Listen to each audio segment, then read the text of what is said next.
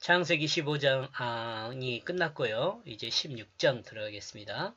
15장에서는 아브라함이 의롭다는 인정함을 하나님께 받았죠. 그런데 아브라함의 삶에서 드러난 것으로는 그 의롭다 인정함을 받은 내용들이 그렇게 인간적인 감각으로 오지는 않아요. 왜냐하면 아브라함에게 약속했던 그 후사가 아직 주어지지 않았고요. 그 다음에 가나안 땅도 아직 주어지지 않았기 때문에 그렇습니다.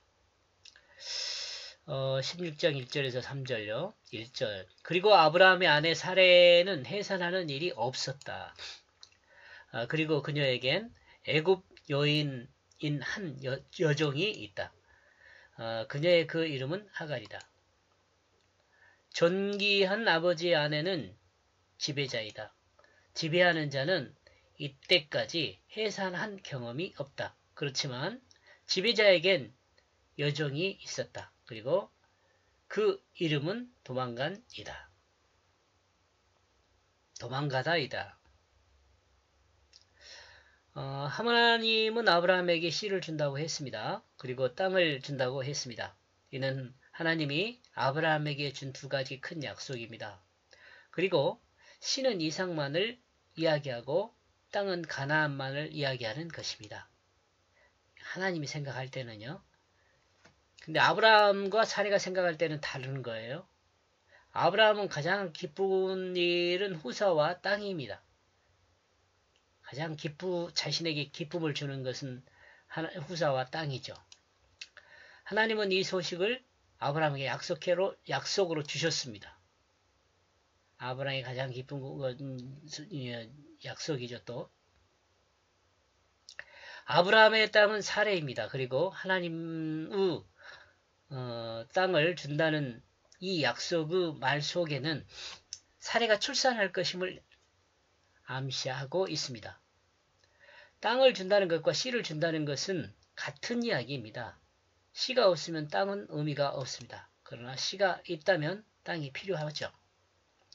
비록 사례는 지배자로 있지만 해산한 적이 없습니다.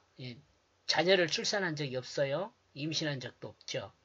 그러나 사례의 여종은 사례의 허락으로 사례보다 먼저 출산하게 됩니다.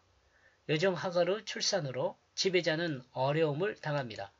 그러나 그 여종의 이름의 의미가 암시하듯 여종은 결국 도망하게 됩니다. 하나님의 역사는 종에게 있지 않습니다. 하나님 역사의 중심은 자신의 삶을 하나님 말씀에 맡긴 사람에게 있습니다.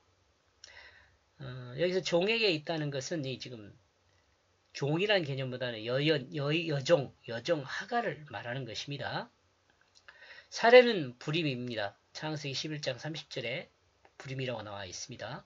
이스라엘 여인의 불임은 수치입니다. 창세기 19장 3절, 레위기 20장 20절. 반면 다산은 은총으로 간주됩니다. 창세기 21장 6절, 신명기 7장 14절.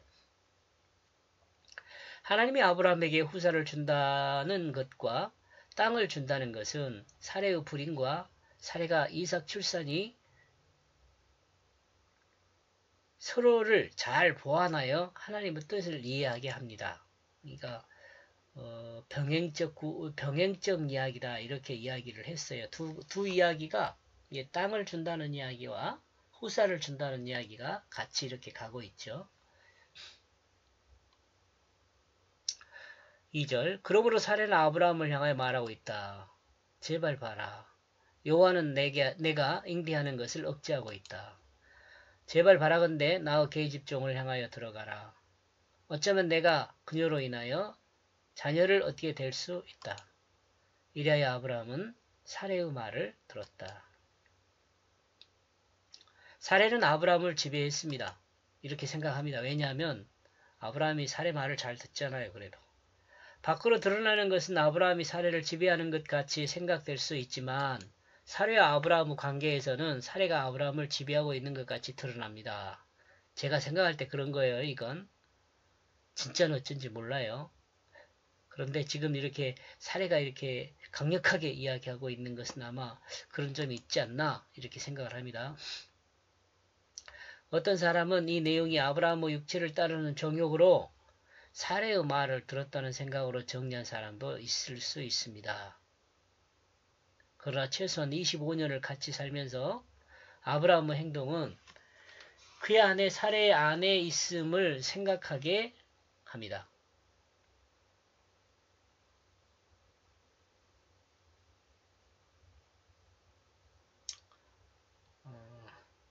사례는 아브라함을 향하여 말하고 있습니다.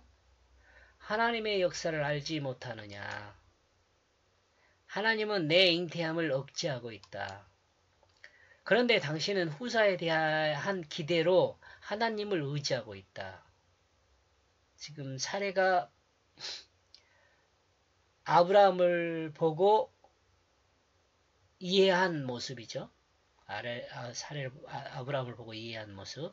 그러므로 당신은 이제 하나님을 의지함보다 여종 하갈에게 들어가라. 나는 그녀를 통하여 자녀를 얻게 될 것이다.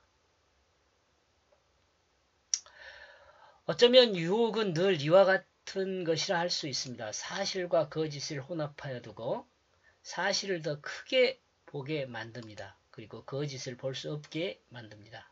그리고 반면에 할 수 있는 거리를 변명할 수 있는 어떤 요소들을 만들어 죄책을 피할 수 있는 생각을 하게 합니다.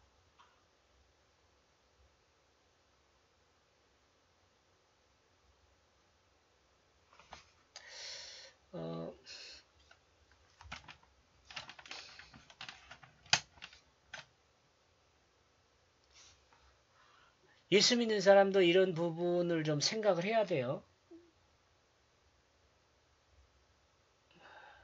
이렇게 유혹에 넘어가거든요. 지금 사례가 아브라함을 알고 있는 그것이 마치 하나님이 그렇게 하고 있는 것처럼 아브라함에게 이야기하잖아요. 근데 실질적으로 하나님은 그렇게 일을 진행하지 않잖아요. 우리가 이것을 알 수 있는 것은 제가 한번 이야기를 한 것 같은데 성경은 마치 연속극이 진행된 것처럼 진행된단 말이에요. 우리가 성경을 읽으면 이 성경 속의 주인공들이 미래가 어떨 걸지를 알아요. 근데 성경은 그 주인공들은 그걸 모르죠. 그러니까 지금 우리는 그것을 보고 알면서 우리 자신에게 교훈을 받는 거죠.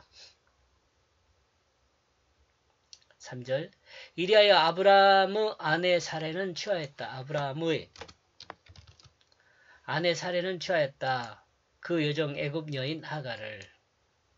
아브라함이 가나안에 거한 지 10년 후이다. 그러므로 그녀의 남편 아브라함에게 그녀를 첩으로 주었다. 아브라함은 그 땅 하란을 75세에 떠났습니다. 그리고 아브라함이 할례를 받은 것은 99세입니다. 그리고 하갈을 통해서 얻은 이스마엘이 할례를 받은 것은 13살 때입니다. 그러므로 사레의 여종 하갈이 이스마엘을 출산한 것은 아브라함 나이 86세입니다. 이러므로 아브라함이 가나안에 정착한 것은 하란을 떠나 75세부터 85세까지 거한 것으로 기록하고 있습니다.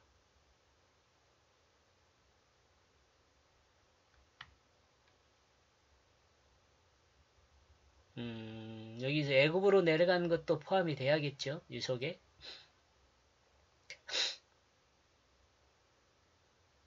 그리고 아브라함이 사례의 허락을 따라 사례를 취한 것은 85세입니다. 이는 아브라함의 실수로 볼 수 있지만 아브라함의 생각은 하나님의 역사를 기대함이 하나님의 역사의 방법이 무엇인지를 생각하며 사례의 인도를 따랐을 수 있다는 생각도 할 수 있습니다. 믿음 자체가 그런 것일 수 있다는 거죠. 정욕을 따르는 것보다는 하나님의 방법이 뭔지를 정확히 모르니까 혹시 이것도 하나님의 방법일 수 있겠다라고 생각을 하고 사례의 말을 들은 거죠.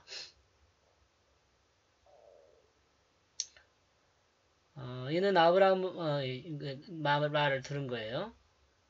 그리고 그 나이가 85세이다. 그리고 사레의 나이는 75세가 되었다. 물론 주변에 살고 있는 조상들 중에 400년이 넘는 세월을 출산하는 사람도 있습니다.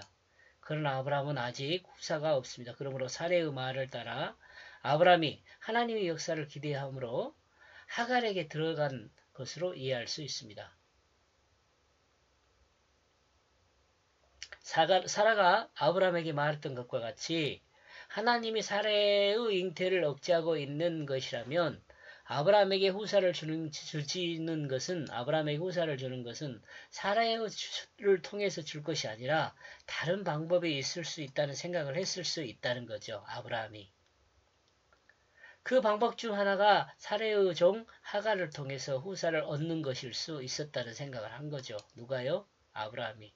그리고 그렇게 된다는 것은 설득이 된 거죠. 사레의 설득이 아브라함이 넘어간 거죠. 이는 하나님의 역사를 하나님의 생각으로 판단하지 않는 거죠. 사레의 말을 들으면서 하나님의 어떤 약속의 역사가 아니라 자신들이 하나님을 해석한 역사가 되는 거죠. 우리는 하나님의 역사를 기대하면 자신의 생각 곧 인간적인 생각으로 하나님의 역사를 행하려 합니다. 그러나 이는 하나님을 잘 모르고 하는 것입니다. 무한광대한 하나님을 인간의 자기 지식 안에서 이해하려는 어리석음 때문에 일어나는 일입니다. 무한광대하신 그 하나님은 약속하시고 그 하나님은 약속을 따라 행하십니다. 그분이 우리가 믿고 의지하는 하나님입니다. 그리스도인은 이를 잊지 말아야 합니다. 하나님의 능력을 인간의 지식이 이해를 못한다고 해서 축소해서는 안 된다는 거예요. 1절에서 3절까지의 내용 중심 문장은 사례는 아브라함 후사를 하갈을 통해 줄 것으로 기대함. 사례의 생각이 나와 있는 거죠. 그리고 이 생각을 아브라함에게 말했고 아브라함은 이 말에 설득된 거죠. 그리고 하나님의 역사를 행한 것이 아니라 인간의 역사가 진행되는 거죠. 고맙습니다.